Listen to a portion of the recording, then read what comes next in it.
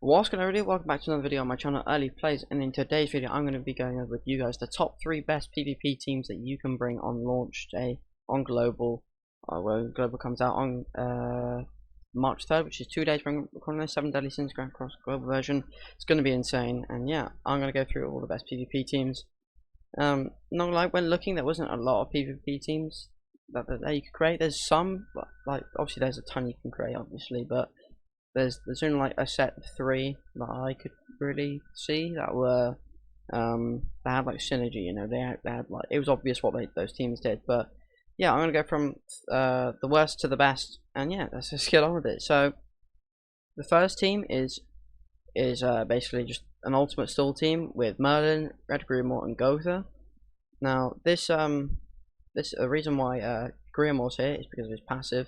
Because he increases all HP related stats by 15% when in PvP, and also he has the same perfect cube card that this Merlin does as well. So basically, you're there just trying to get perfect cubes up and Grimoire's barrier up as well, his wall, and then yeah, and basically just tank hits and then slowly just take down your opponent because Grimoire's increasing your HP, and then you've got Gowther here ranking up your skills as well, so you can get high levels of these barriers as well. So yeah, also character like Merlin removes alt gauge. You got Grimoire here who has a high percentage multiplier on his attack with 600%, and also he decreases attack related stats on his ultimate to all enemies, which is incredible. Not incredible, but you know, it is what it is. And then obviously Gowther here to his attack seal, do all that stuff, increase all, and also with his passive, if the hero doesn't take damage, he increases all allies damage by 10%. And it's limited up to 5 times, and then it's reset when he takes damage. So I mean, it's very situational. Like Gowther's the main target for this team, so well, yeah, because he's going to be ranking up everybody. And also Gowther also removes alt gauge as well on his ultimate. So it's a very good team. A team I didn't really see, but I feel like could be a good team. Yeah, it's very interesting. Could be pretty decent. It's cool because you know it's a free to play friendly team, and that's what thing you'll see with pretty much most of these teams, except for the second one. Literally, they're all free to play friendly, and yeah, which is why this game's good, because the best units in the game are free to play. So yeah, yeah, that's it. You got Green Merlin, Red Grimoire, Red Gowther, pretty nice. So on to the next team is a humans team. Oh yeah, also I'm not going to get into units to have in the back. I'm going to get onto that once I've done the 3 teams. So you can put it in there. Yeah, so the next team is the human team with Barn, Hauser, and Slader. Again, actually no, this team is also free to play actually, because I realised Hauser and Slader are also coin shop units. So yeah, it's pretty another free to play friendly team. Barn, literally, if you did play the JP version, you saw at the start of the game, you saw that Barn was literally the best PvP unit for a very long time. So he's definitely a character you want to be using. Yeah, so Barn is good with Hauser and Slader simply because obviously the theme is humans, and with Hauser's passive, he increases all human allies' basic stats by 8%, so that's attack, HP, and defense, I believe. So Barn's attack and defense and HP is increasing, Hauser's and Slader's all increasing by 8%, which is good.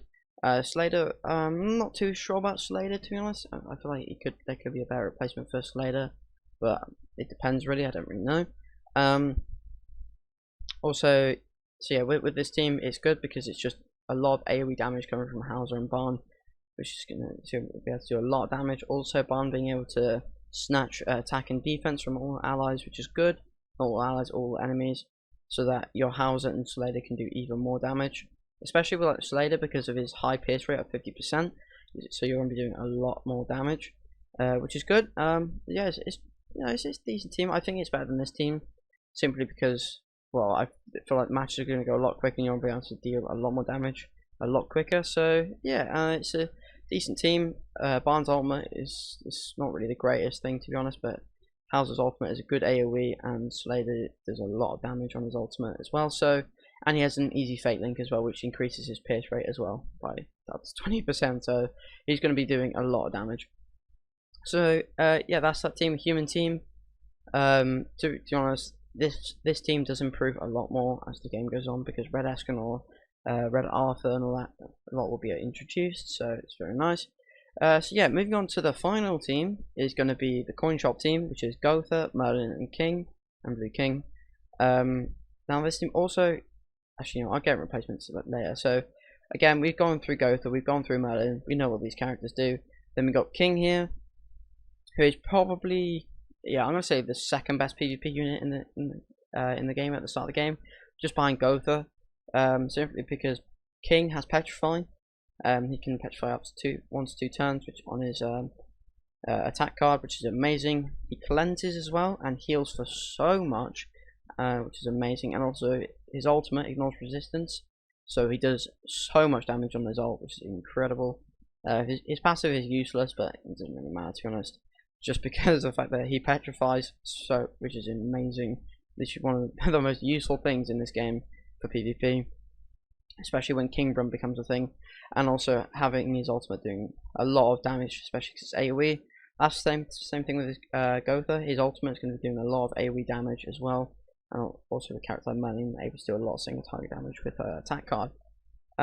So yeah, onto like the food and stuff that you should be running with this team. These teams, I'd probably say with the stall team, you want to run alt food, because if you run alt food, you're going to have 3 alt gauges at the start of the game, which is good. So yeah, and plus it makes the games a little bit shorter as well, so you can finish off your opponent a lot quicker. With a human team, I'd probably either say attack. I'd probably say attack food is probably what I'd go for. So yeah, because alt food isn't really needed because the main damage you're going to be doing is coming from barn and houses attack cards. So I'd probably say with that, and then the same thing with Gotha with the coin shop team. I'd probably say alt food as well, just so you can get your AoE ultimates off as quickly as possible, and possibly get like your King ultimate in the first time and just wipe out your enemies straight away. So yeah, that's what I recommend for that. Now, let me show you the tier list here. When looking at these units, there's not a lot of teams you can make because seeing it's quite limited to the amount of characters there are. Now, I was thinking of teams with Meliodas, Blue Diane, but they're not that useful. This tier list is terrible, by the way. It's not terrible, obviously, but it's terrible. What am I saying? This tier list isn't something that I would recommend following by. I mean, it's actually a decent tier list, but I mean, characters like Blue Diane shouldn't be there. But anyway, that doesn't matter.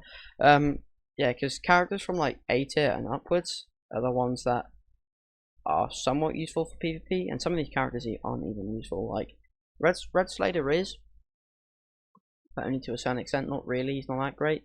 Green Ellie Hawk is okay. She's not that. It's all right. It's mainly her AoE because that's penetration. You could use her because I don't think she's not even classed as a human, is she? Yeah, she's classed as a goddess, so not really. Yeah, there's not really a lot of teams that I could think of. I tried putting Green Mally in there. Couldn't really think of a team that synergizes well with each other. So I just wanted to show that. That's why there's only 3 teams. So yeah. Anyway, moving on to the I don't know there. So moving on to units that I recommend you having in the back, or like some replacements. I'll go over replacements in a bit. So characters, you should be there. Sorry.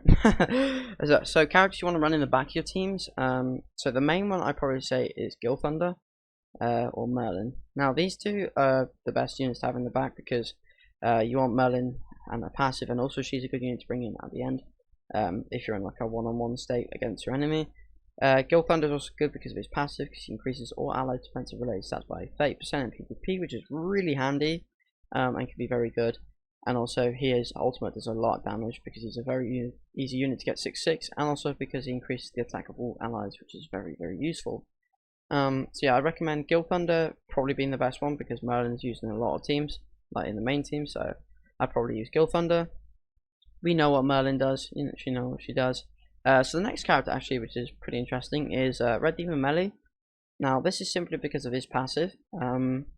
So his crit chance is increased by 50% for each dead ally.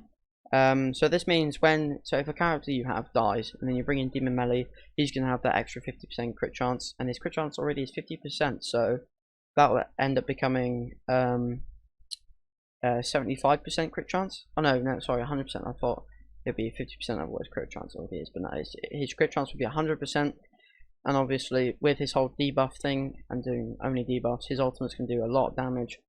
He's just going to do a lot of damage, especially on his Blaze Burst, because it's a multiple hitting move, which is absolutely incredible. So I think Demon Melee is going to be a very popular unit to have in PvP teams in the back.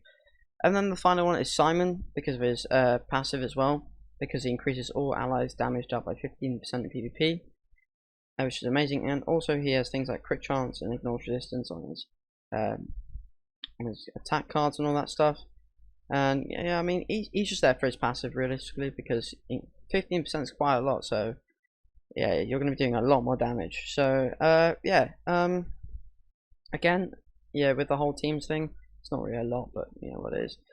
So now onto replacements. So for the Stall team, you could possibly think of maybe replacing Griamore with a Blue King or something like that if you wanted to. Or to be honest, I don't think you can really replace Gotha. Or if you don't have Merlin but you want to use and you have Griamore, you could replace Merlin with Blue King or somebody like that. Somebody along those lines. That could be really helpful. For the human team, you could replace Slader, I'd probably say. Out of all of them, Slader you could replace with Jericho, or which could actually, yeah, probably just Jericho, I'd say. Maybe because she can do a lot of damage, so that's good. Or you can replace the blue Slader with the red Slader if you wanted to, because Slader applies a lot of debuffs. For the coin shop team, in the main team, you could put in Green Barn if you wanted. For like, I'm not gonna say Blue King because everybody can have Blue King. If you don't have Merlin already, then I'd probably say Barn is there. But this team's an alt rush team, so you kind of want Merlin there. So I don't know, it's a toss up between King and Merlin to replace with like Green Barn or something like that. Or I mean, you could put in something like Green Meliodas because he does a lot of single target damage, which is good. Yeah, that's probably it. Like I said, there's not really a lot of characters to work with at the start of the game, which is it's kind of fun things. You're very limited to what you can do, so it's it's interesting to see what teams people can make. So yeah, that's pretty much it. Thanks for well, yeah, that's pretty much it. So yeah, thank you so much for watching. I've been Plays. I hope it just helped you. I hope this give you a bit of an idea of what teams you should bring to PvP and how you're going to do really well at the very start of the game. That's if this is the character that you can use at the start of the game. That's what I'm just thinking of. So yeah, thank you so much for watching. I've been Plays. I'll see you guys in the next video. Peace.